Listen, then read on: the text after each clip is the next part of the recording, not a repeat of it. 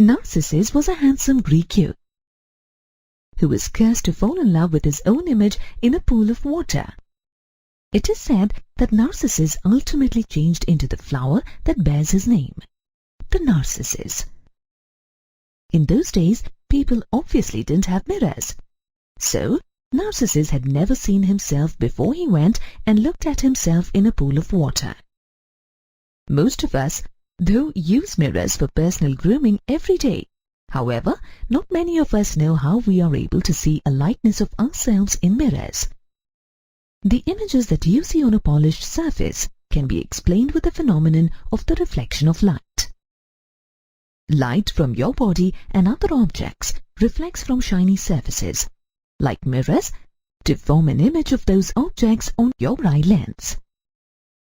At the end of this lesson, you will be able to define reflection as a property of light, define terms related to reflection, incident ray, reflected ray, and normal, state the laws of reflection, define images, identify the characteristics of images formed by a plane mirror, convex mirror, and concave mirror. Apply the mirror formula and sign convention to find out the relationship between distance of object and image from a mirror. When a ball is thrown at any surface, it bounces back. Similarly, when light rays are incident on a surface, they bounce back. The bouncing back of light rays thus is known as the reflection of light. Based on the nature of the reflecting surface, there are two types of reflections: regular reflection and irregular reflection. Regular reflection is caused by a smooth surface where all the light incident on the surface is reflected in a definite direction. Regular reflection is caused by plane mirrors, still water, and other smooth surfaces. Irregular reflection, also known as diffused reflection, is caused by irregular surface of the objects.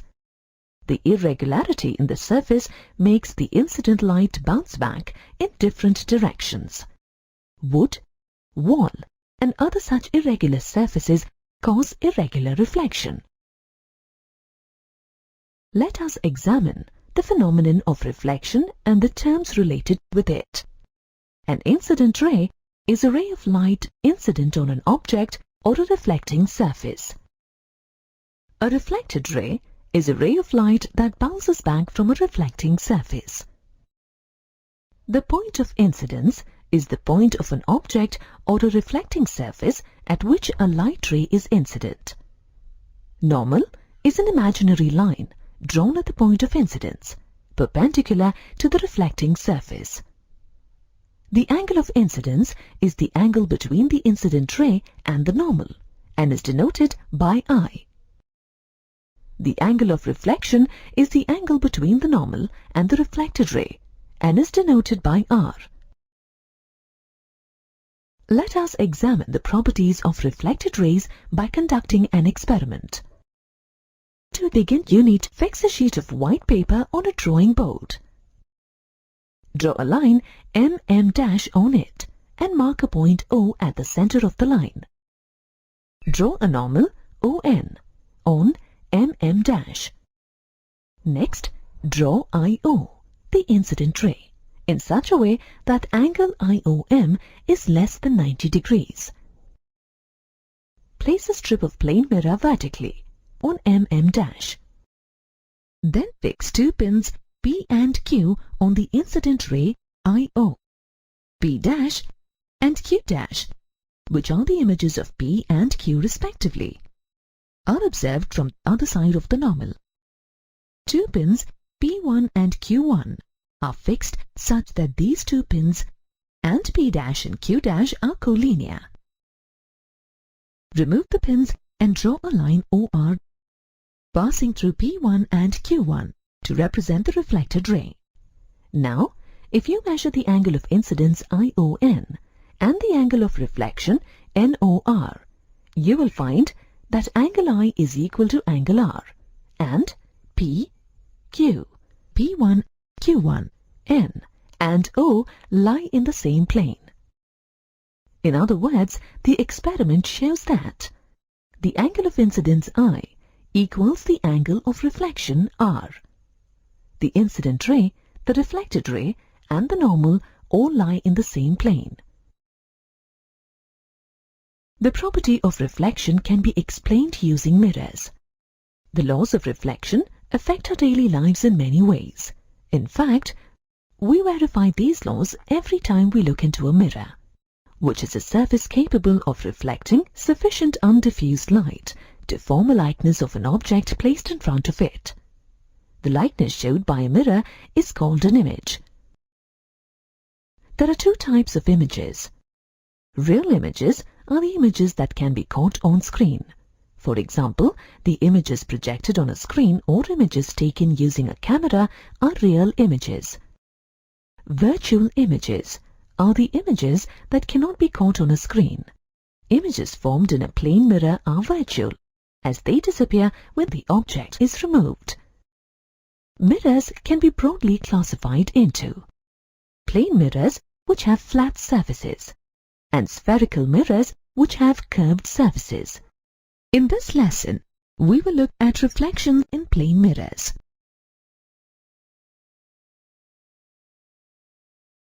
Plane mirrors have flat, smooth surfaces. Plane mirrors are most commonly used for personal grooming, decoration, and architecture. These mirrors are constructed by coating silver on one side so that the other side can reflect smoothly. To see how an image is formed in a plane mirror, let us do an experiment. Consider an object in the shape of the letter P. From a point X on the object, consider a light ray incident on the mirror at point A. According to the law of reflection, the angle of incidence is always equal to the angle of reflection. Observe the angle of the incident ray as it reflects and travels to the eye. From the same point X on the object, another light ray is incident on the mirror at point B, and the reflected ray travels to the eye. The two reflected rays from A and B are divergent. When extended beyond the mirror, these rays meet at X dash. Thus, the image of the point X on the object is formed at X dash. Consider one more point Y on the object. A light ray from Y on the object is incident on the mirror at C, and the reflected ray travels to the eye. Similarly, another ray from Y on the object is incident on the mirror at D, and is reflected to travel to the eye. Like the two rays from A and B, the two reflected rays from C and D are divergent, and when extended beyond the mirror, meet at Y dash. Thus, Y dash is the image of point Y on the object.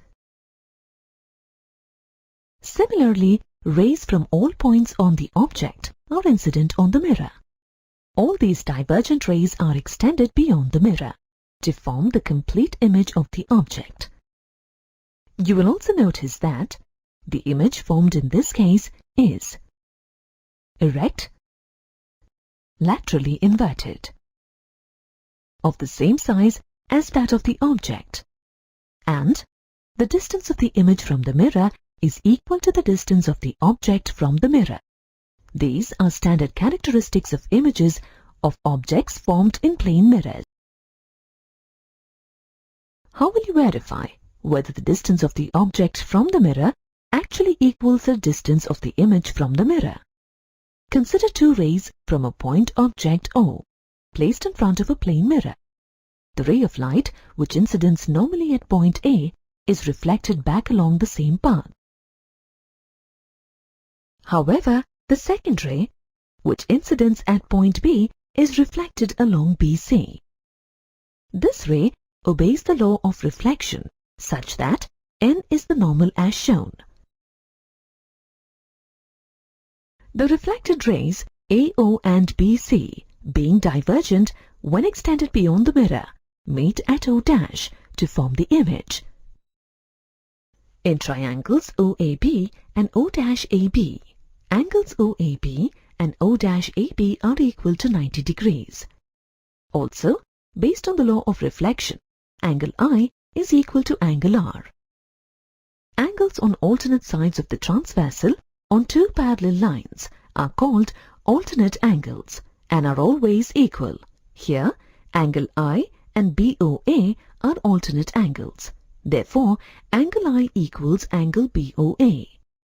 Angles in similar locations with respect to a transversal on two parallel lines are called corresponding angles and are always equal.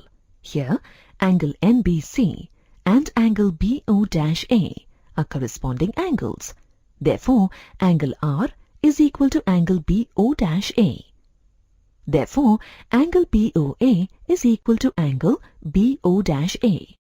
Using the angle, and side property of equal triangles, we can say that triangles OAB and O-AB are equal. Equal triangles have equal sides. Therefore, OA is equal to AO', which means that the distance of the image from the mirror is equal to the distance of the object from the mirror. Let us switch to another aspect of images in mirrors, the relationship between the mirror and the image size. You may have noticed that not all mirrors enable you to see your full image. You typically need a tall mirror to view your full image when getting ready to go somewhere. This is why most bedrooms sport tall mirrors called full-length mirrors. Clearly, image formation is affected by the size of the mirror. A simple experiment can help you determine how tall a mirror you require to view your full image. Consider a person of height HF standing in front of a mirror on the wall, where H represents the highest point on his head, F the lowest point on his feet, and the eye, E, at eye level. The person will be able to see his full image if he can see points A and B. The mirror requires a height where the incident rays HM and FM, after reflection, reach the eye of the person. These will form an image H', F' when produced backwards. In triangle HEH', AM is parallel to HE, and A is the midpoint of HH'. Therefore, M is the midpoint of H'E. Similarly, in triangle FEF', NB is parallel to FE, and B is the midpoint of FF'. Therefore, N is the midpoint of F'E. Now in triangle H', F'E, M is the midpoint of H'E, and N is the midpoint of F'E. Therefore, MN is parallel to and half of H', but H', is equal to HF. Therefore, MN is equal to half of HF. Thus, in order to see his full-length image, a person requires a plane mirror that is half his own height. Therefore, to view the complete image of an object, you need a mirror that is at least half the height of the object. Kids sometimes use mirrors as playthings, where they rotate the mirror in the sunlight to make the sun's rays reflect on another person or an object. Suppose a child uses a mirror to direct the sun's rays to a friend standing at a window on the first floor. Now he wants to direct these rays to another friend standing on the road some distance away. If the lines joining the boy to the two friends make an angle of 120 degrees, by what angle should the child rotate the mirror? To solve this problem, let us see what happens to a reflected ray when a mirror is rotated through an angle. Consider a ray of light IO incident on a plane mirror in position M1, M2, such that OR is the reflected ray and ON is the normal. Therefore, based on the laws of reflection, angle RON is equal to angle ION. which is the angle of incidence I. Therefore, angle IOR is equal to twice the angle of incidence. Let the mirror be rotated through an angle theta about point O, so that M1', M2' is the new position of the mirror, and ON' is the new position of the normal. The position of the incident ray remains the same, but the new angle of incidence is angle ION'. Angle ION' equals I plus theta. Let OR' be the reflected ray such that angle N'-OR' is the new angle of reflection. From the figure, you can see that angle IOR' is equal to angle ION' plus angle N'-OR'. Substituting ION' and N'-OR' in terms of I and theta, you get angle IOR' is equal to 2I plus 2 theta. Subtracting equation 1 from equation 2, we get angle IOR' minus angle IOR is equal to 2I plus 2 theta minus 2I. Therefore, angle ROR' is equal to 2 theta. Thus, for a given incident ray, if the plane mirror is rotated through a certain angle, then the reflected ray rotates through twice that angle. Hence, for the given problem, if the child has to direct the rays to a person standing 120 degrees apart, he has to rotate the mirror through an angle that is equal to half of 120 degrees, that is 60 degrees.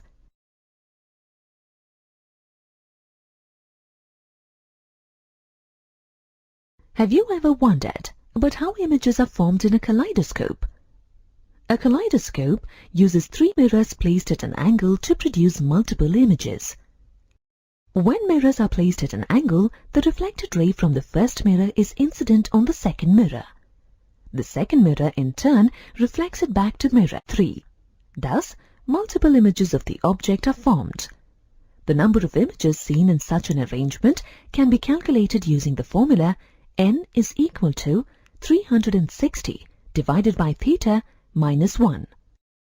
Based on this formula, if the angle between the mirrors, theta, is 90 degrees, then the number of images formed is 3. Experimenting further, if 2 parallel mirrors are placed with their reflecting surfaces facing each other, the mirrors form an infinite number of images between them. This is because the angle between the mirrors placed in this manner is 0. Mirrors can be placed at angles to change the direction of light received by the eye. For example, 2 mirrors placed at specific angles are used to make optical instruments like periscope. Periscope is used in land and sea warfare, submarine navigation, and elsewhere to enable observers to view their surroundings while remaining under cover, behind armor or submerged. A reflecting periscope consists of 2 mirrors to change the direction of light coming from the scene observed.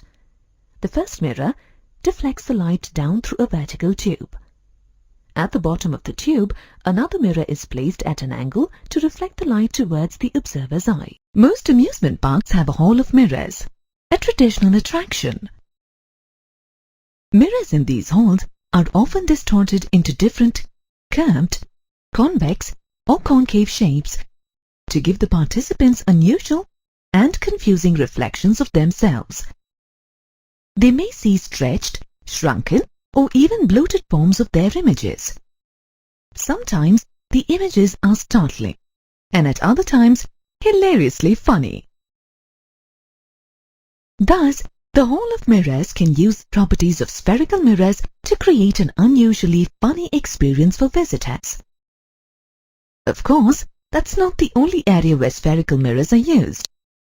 You may be using spherical mirrors in your everyday life without being aware of it. In this lesson, you will learn about types of spherical mirrors and their uses. At the end of this lesson, you will be able to Describe spherical mirrors. Identify the characteristics of images formed by a convex mirror and concave mirror. And apply the mirror formula and sign convention to find out the relationship between distance of object and image from a mirror. A spherical mirror is made from a part of a hollow sphere of glass. In other words, it is a plain glass bulging inwards or outwards. Spherical mirrors are further classified as convex and concave mirrors. A convex mirror reflects light from its outer spherical surface and has a silver coating on its inner surface. Convex mirrors are usually used as rear-view mirrors in automobiles. A concave mirror reflects light from its inner spherical surface and has a silver coating on its outer surface. Dentists usually use concave mirrors to examine teeth. You need to be familiar with the terminology used in calculations involving spherical mirrors before you get into more detail. Let's start with the center of curvature. Center of curvature, C, is the center of the sphere of which the mirror is a part. Radius of curvature, R, is the radius of the sphere of which the mirror is a part. Pole, P, is the geometric center of the spherical mirror. Aperture is the surface of the mirror used for reflection. Principal axis is the line joining the pole and the center of curvature. Principal focus, F, is a point on the principal axis. This is the point where the rays in the reflected beam, formed from the incident beam parallel to the principal axis, converge. Focal length, F, is the distance of the principal focus from the pole of the mirror.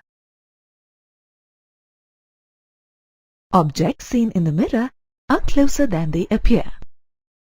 You may have seen this warning sticker on the rear-view mirrors in your cars and bikes. These rear-view mirrors are actually convex mirrors. Rear-view mirrors help the driver to keep an eye on a large area behind the vehicle by providing a wide field of view. The behavior of the light rays reflected from a convex mirror varies based on the angle of incidence on the mirror. Let's take a look at a few cases of reflection of a light ray from a convex mirror, taking the example of a rear-view mirror. In the first case, incident rays are parallel to the principal axis. In this situation, the reflected rays appear to pass through the focus. In a rear-view mirror, incident rays parallel to the principal axis enables the driver to see the car traveling exactly behind his car. In the second case, let us consider incident rays directed towards the center of curvature. Here, the angle of incidence is 0. Hence, the angle of reflection too is 0. Thus, the reflected rays retrace the path of the incident rays and appear to pass through the center of curvature. This enables the driver to see the parking meter on the other side of the road. Next, look at incident rays that are directed towards the principal focus. The reflected rays go parallel to the principal axis. This is how the driver is able to see the traffic signal which the car has crossed. Finally, if incident rays strike the pole at an angle with the principal axis, the reflected rays also make the same angle with the principal axis. This helps the drivers of two cars traveling alongside to look at each other in the rear-view mirror of the car ahead. In concave mirrors, such as a dentist's reflector, the reflection of rays is somewhat different from that in convex mirrors. Concave mirrors help enlarge the images of faraway objects or view objects that you cannot directly see due to their position. As in convex mirrors, reflection of rays in concave mirrors also follows certain rules. If the incident ray is parallel to the principal axis, the reflected ray passes through the focus. If the incident ray passes through the center of curvature, the reflected ray retraces the path of the incident ray. If the incident ray passes through the principal focus, the reflected ray goes parallel to the principal axis. If the incident ray strikes the pole at an angle with the principal axis, the reflected ray also makes the same angle. The focal length of a spherical mirror depends on its radius of curvature. Consider a ray Q parallel to the principal axis incident at point M on the mirror. This incident ray is reflected in accordance with the laws of reflection. When the reflected ray is extended beyond the mirror, it meets the principal axis at point F, which is the principal focus of the mirror. We know that angle I is equal to angle R by the laws of reflection. Angle I is also equal to angle MCF, as they are corresponding angles. Additionally, angle R is equal to angle CMF, as they are vertically opposite angles. Therefore, angle MCF is equal to angle CMF. Therefore, CF is equal to MF. If point M is very close to point P, that is, the linear aperture of the mirrors is very small, then MF is equal to PF. Therefore, CF is equal to PF. Also, PC is equal to PF plus CF, or PC is equal to 2PF, since CF is equal to PF. Therefore, R, the radius of curvature of the spherical mirror, is equal to 2PF. But PF is nothing but the focal length of the mirror. Therefore, R is equal to 2F, or F is equal to R divided by 2. Hence, in case of spherical mirrors, the focal length is half the radius of the curvature. When a beam parallel to the principal axis is incident on a convex mirror, its rays diverge. These rays, when produced backwards, appear to diverge from a point known as the principal focus. The image formed by a convex mirror is always erect, virtual, and diminished in size. The location of the object does not affect the characteristics of the image. Thus, as the object approaches the mirror, the image approaches the mirror too, but not proportionately. This is why the rear view mirrors of cars and bikes are made of convex mirrors. When a beam of rays parallel to the principal axis is incident on the reflecting surface of a concave mirror, its rays all converge at a point on the principal axis. This point is known as the principal focus of concave mirror. Unlike a convex mirror, the nature and size of the image in a concave mirror depends on the relative position of the object from the mirror. Let us examine the characteristics of the image of an object at different points in front of the mirror. When the object is at an infinite distance, the image is formed at the principal focus F. This image is real, inverted, and highly diminished in size.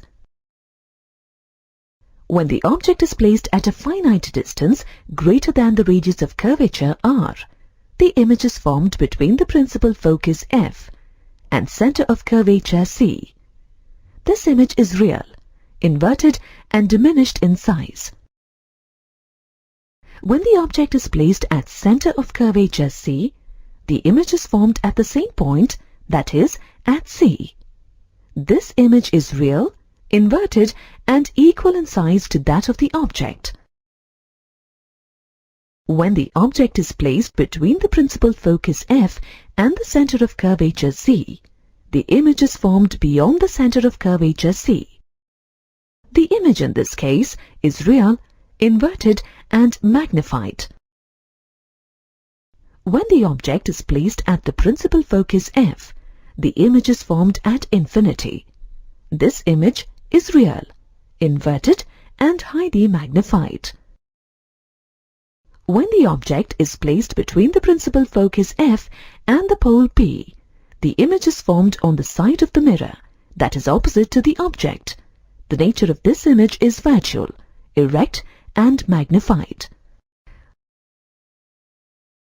Now, based on your knowledge of spherical mirrors, let's examine how these mirrors are used in amusement parks. The hall of mirrors that you saw earlier uses combinations of concave and convex mirrors to show funny, distorted images to the viewer. Concave mirrors are converging mirrors. They help us view enlarged images. Therefore, if you stand close to such a mirror, you will see a wider, fatter image of yourself. On the other hand, standing close to a convex mirror would make you appear thinner. With the set of such mirrors around you, you can see a variety of images of yourself, an undoubtedly interesting experience.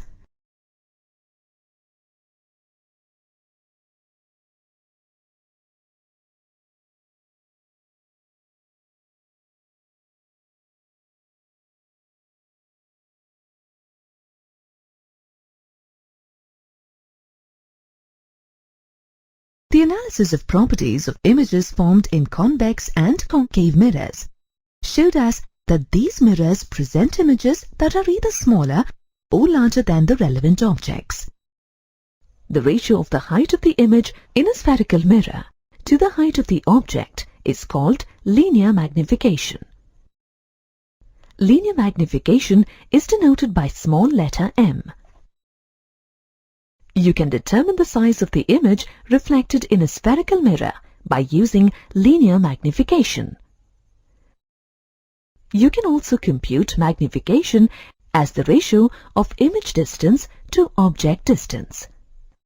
Thus, the ratio of the height of the image to the height of the object is equal to the ratio of image distance to object distance. Magnification can be unity, greater than 1, or lesser than 1. Magnification is unity when the size of the image is equal to the size of the object. When you look at your image in a plane mirror, it is of the same size as yours. Therefore, the magnification of plane mirror is unity. In other words, there is no magnification. Magnification is greater than 1 when the size of the image is greater than the size of the object. When the object lies between C and F of a concave mirror, the image formed is inverted, real, and bigger in size compared to that of the object. In this case, the image is said to be magnified. Thus, magnification is greater than 1. If the object is placed between F and P of a concave mirror, then the image formed is virtual, erect, and bigger than that of the object. Hence, in this case also, the magnification is greater than 1. Dentists use this situation to view the inner parts of a mouth with more clarity. Magnification is lesser than 1 when the size of the image is lesser than the size of the object. When an object is placed beyond C of a concave mirror, the image formed lies between C and F of the mirror. It is inverted, real, and the size of the image is lesser than that of the object. Thus we say that the image is diminished and its magnification is lesser than 1.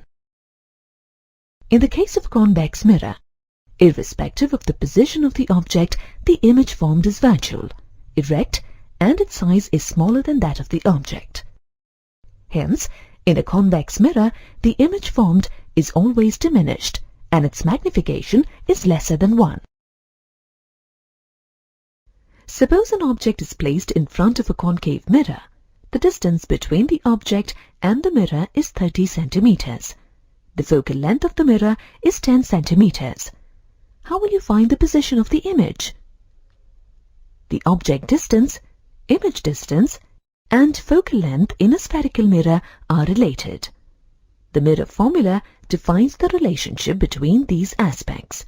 1 divided by f is equal to 1 divided by u plus 1 divided by v, where focal length f is the distance between the pole P and the principal focus f. Object distance u is the distance of the object from the pole P of the mirror. Image distance v is the distance of the image from the pole P of the mirror. All distances are measured from the pole.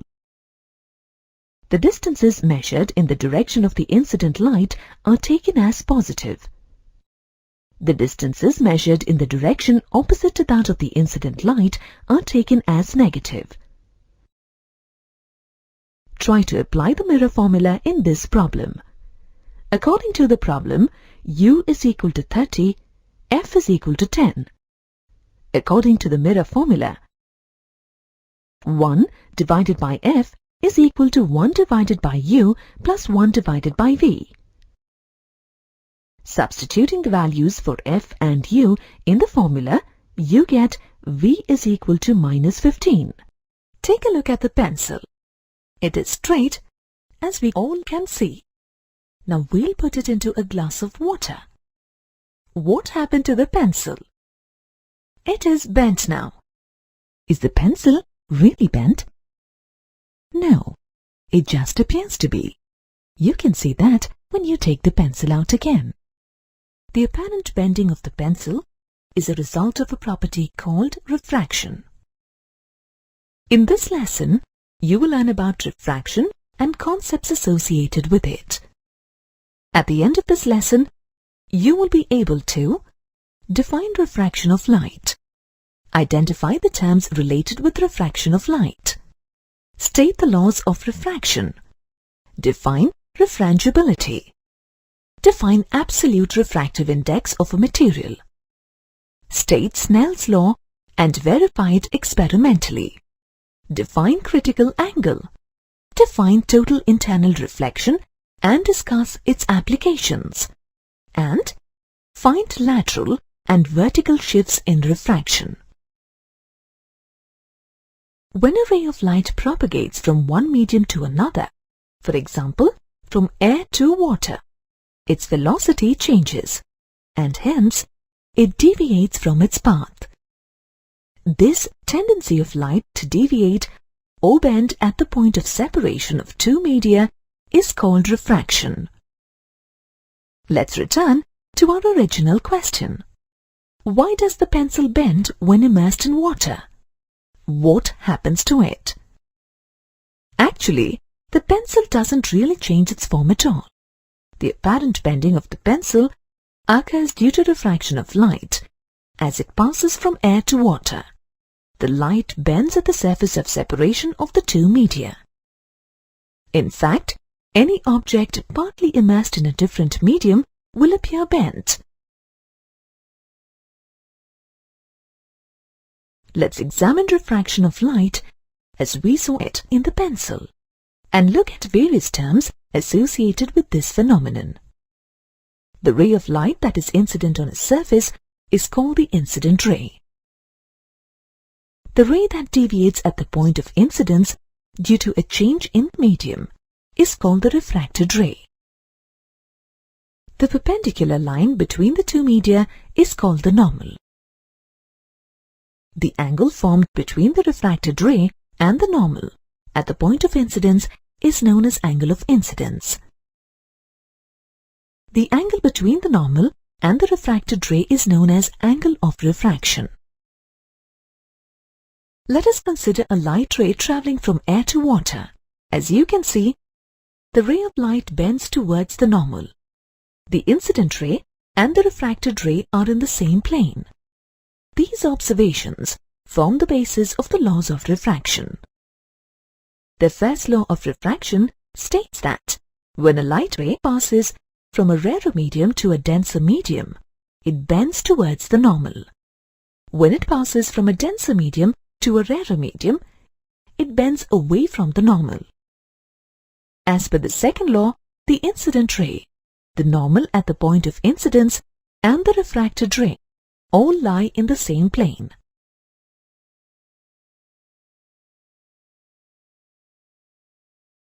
The ability of light to bend when passing from one medium to another is called refrangibility. Let's compare two situations where we observe the bending of light. When light passes from air to water, when light passes from air to glass, you can see that light bends or deviates differently in both cases. That is, the angle of refraction in both cases is different. The deviation of light depends upon the nature of the two media and the optical density of the two media. The optical density of medium is determined by a property called refractive index. The ratio of velocity of light in the first medium to that in the second medium is known as the refractive index of the second medium with respect to the first medium. The refractive index remains constant for a given pair of media. Further, the ratio of velocity of light in air or vacuum to that in a medium is called the absolute refractive index, mu, of that medium. If the refractive index of a medium is relatively higher, the velocity of light rays in that medium will be relatively lesser. For example, recall the bending of the pencil in water. As the refractive index of water is more than that of air, light travels at a lesser speed through water as compared to air. Thus, the pencil appears bent. It is difficult to determine the velocity of light in each medium. Therefore, another method of determining refractive index of media was needed. Wilbrord Snellius, a Dutch mathematician, discovered the relationship between the angle of incidence and the angle of refraction for two given optical media. On the basis of this knowledge, he proposed a law to measure the refractive index of a material. This law is known as Snell's law. According to Snell's law, the ratio between the values of the sine of the angle of incidence and the sine of the angle of refraction for two given optical media is a constant quantity. Snell's law can be verified through an experiment using a glass slab, a white paper, and some pins. For this experiment, we put a glass slab ABCD on a white paper and fix this paper on a wooden board. Next, we mark the boundary of the glass slab with a sharp pencil and then remove the slab. Then we mark a point P on side AB and draw a normal NP-N1. In the next step, we fix two pins, P1 and P2, at an angle of 30 degrees to the normal in a vertical position. A minimum of 5 centimeters of distance is kept between the pins to ensure that the points are easily distinguished. Now the glass slab is placed back on the paper the way it was before.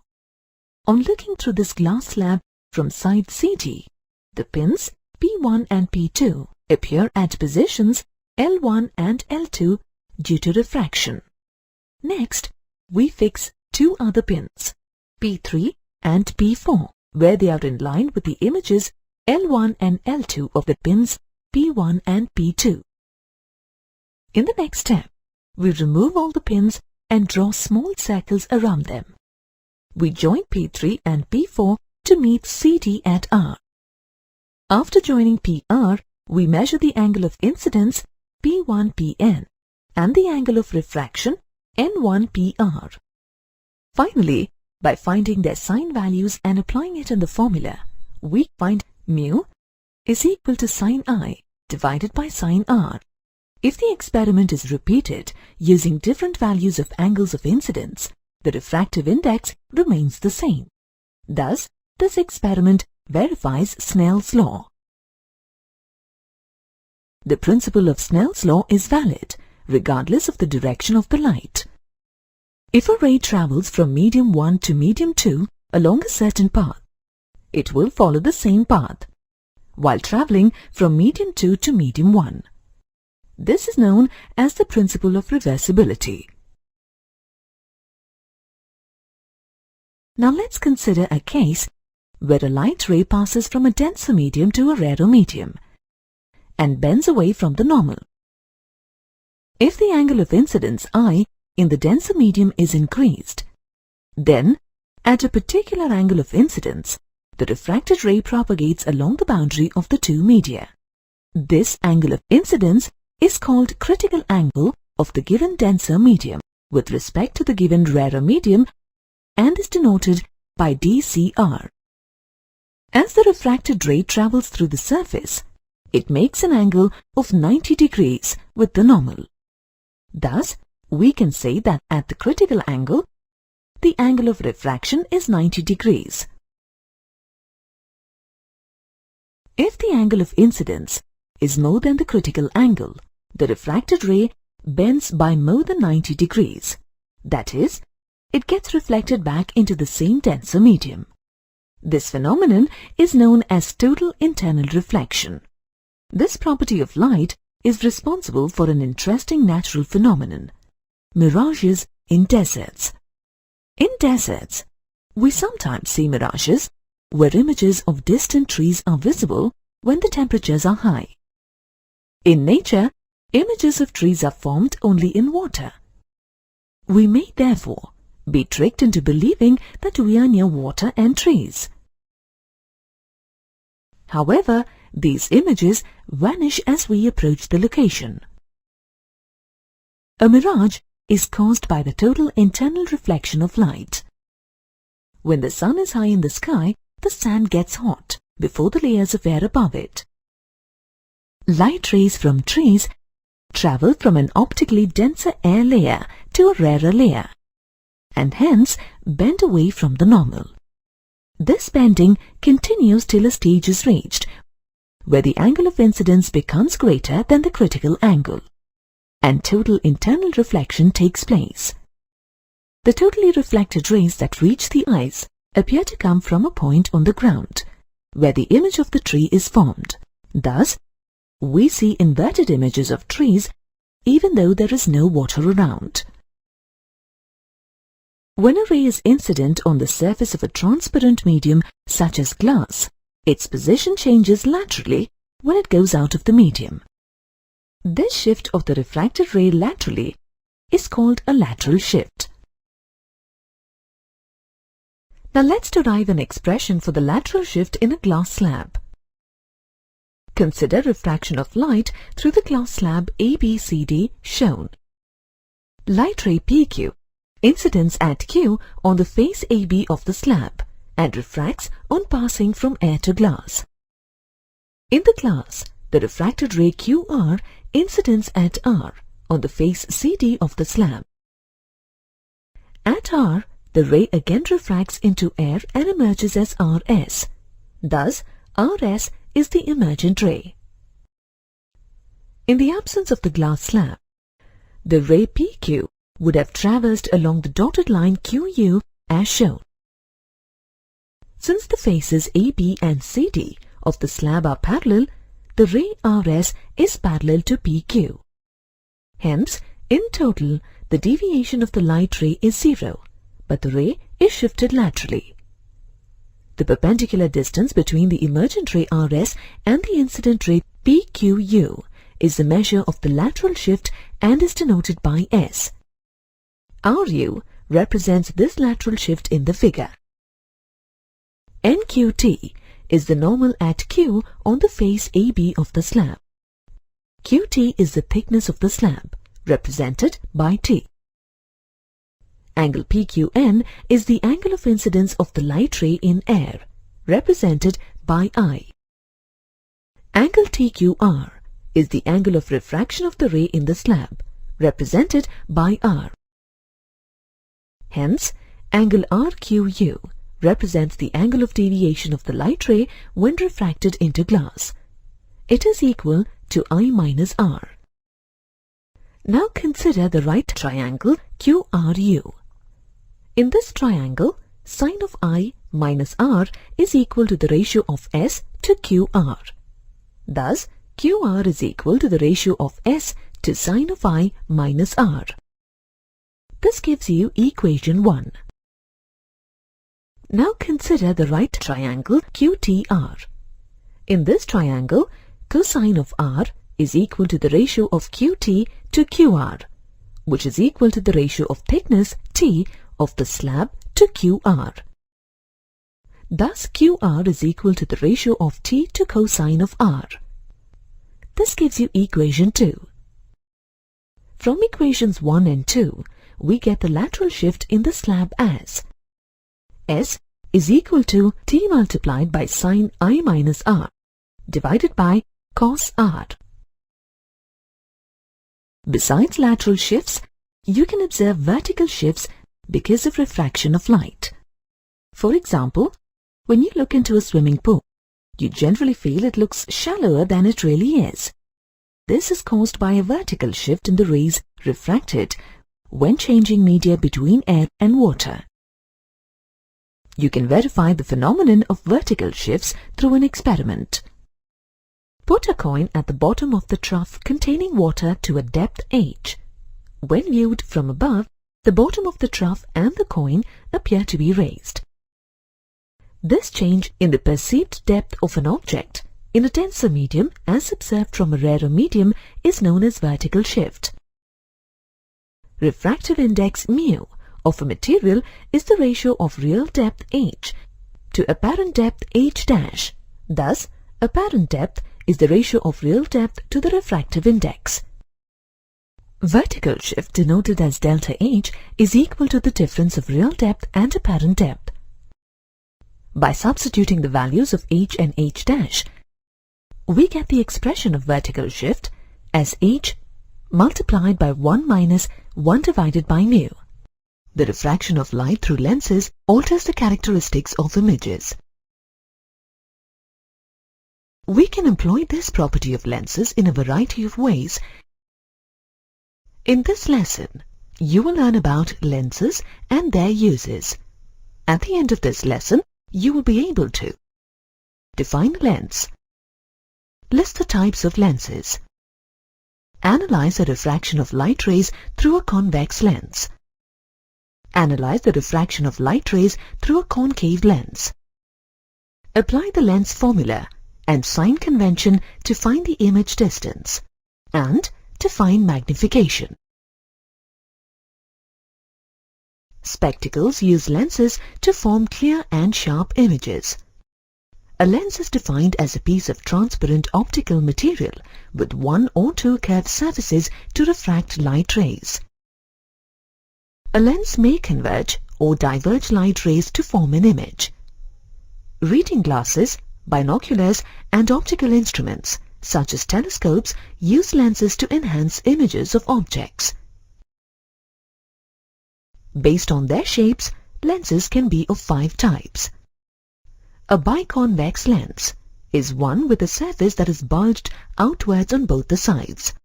It is generally referred to as a convex lens. Another type of lens is a biconcave lens that has 2 inward bent surfaces. It is generally referred to as a concave lens. A plano-convex lens has a convex surface on one side and a plane surface on the other. A plano-concave lens is the one that has a concave surface on one side and a plane surface on the other. A concavo-convex lens has a concave surface on one side and a convex surface on the other. Convex and concave lenses are important as they are more commonly used than the other types of lenses. We will focus on these 2 types of lenses in our study. In your study of lenses, both convex and concave, you will use some general terms to identify the location of images. Optic center is a point on the axis of a lens such that any light ray passing through this point emerges without refraction. It is also known as the pole of the lens. As shown in the figure, O is called the optic center of the lens. Principal focus. Principal focus is a point on the axis of a lens. This is the point where a beam of light parallel to the principal axis, after getting refracted, meets in a convex lens or appears to meet when produced backwards in a concave lens. Principal foci occur on both sides of lenses. Principal focus is also known as the focal point. In the figure here, f1 and f2 are the two principal foci. In a convex lens, if an incident ray passes through a focus and its emergent ray passes parallel to the principal axis, then that focus is called the first principal focus. If an incident ray passes parallel to the principal axis and its emergent ray converges at a focus, then that focus is called the second principal focus.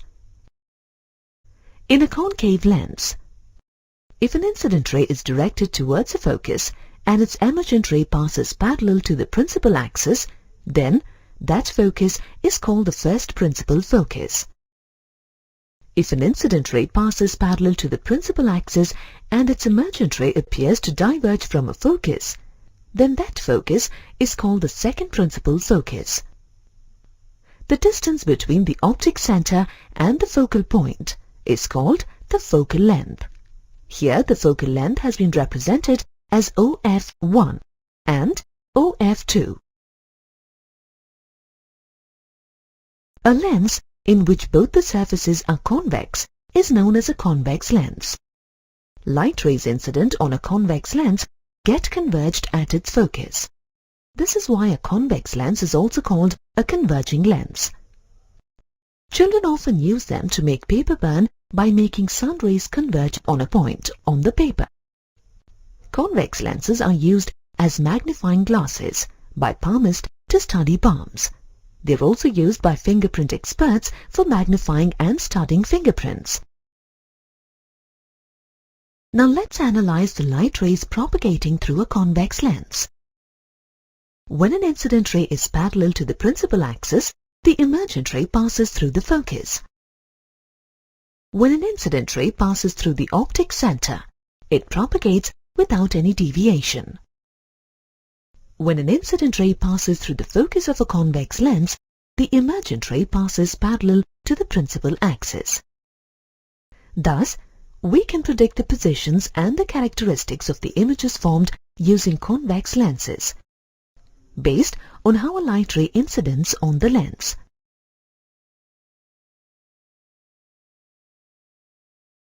For each position of the object, consider two light rays emanating from a point on the object. When an object is placed at infinity, the image is formed at f2 and is real, inverted and highly diminished. When the object is placed beyond 2f1, the image is formed between f2 and 2f2 and is real, inverted and diminished. When the object is placed at 2f1, the image is formed at 2f2 and is real, inverted and of the same size as the object. When the object is placed between 2f1 and f1, the image is formed beyond 2f2 and is real, inverted and magnified. When the object is placed at f1, the image is formed at infinity and is real, inverted and highly magnified. When the object is placed between f1 and O, the image is formed on the same side of the lens as the object. The image is virtual, erect and magnified. A lens in which both the surfaces are concave is known as a concave lens. Light rays incident on a concave lens get diverged away from the principal axis of the lens. An image formed by a concave lens is always diminished due to the divergence of rays. This is why concave lenses are widely used to correct eye defects such as myopia.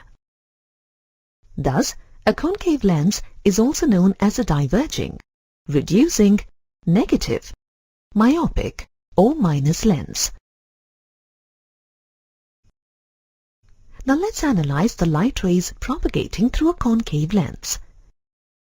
When an incident ray is parallel to the principal axis, the emergent ray appears to pass through the focus.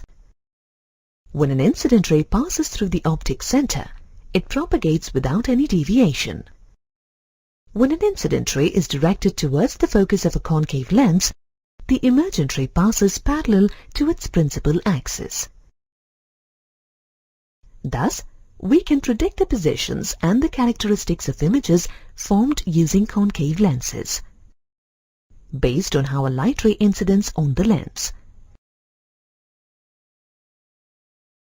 For each position of an object, consider two light rays emanating from a point on the object. When the object is placed at infinity, the image is formed as a point at f1 and is virtual, erect and highly diminished. When the object is placed beyond 2f1, the image is formed between f1 and O and is virtual, erect and diminished.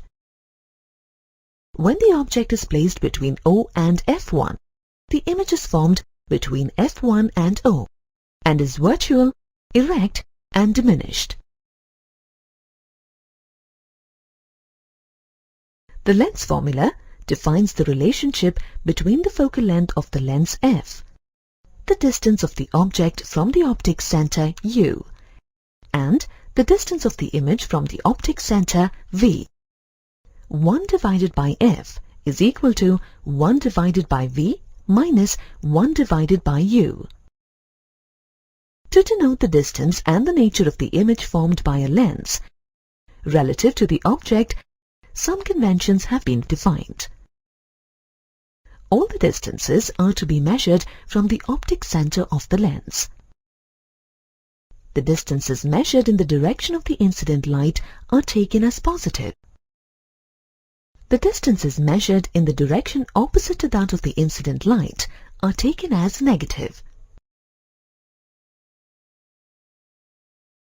You can determine the size of the image of an object if you know the magnification of a lens. Magnification, denoted by small letter m, is the ratio of image size to object size. It is also measured as the ratio of image distance to object distance. Thus, magnification is unity when the size of the image is equal to the size of the object. Magnification is greater than 1 when the size of the image is greater than that of the object. Magnification is less than 1 when the size of the image is less than that of the object.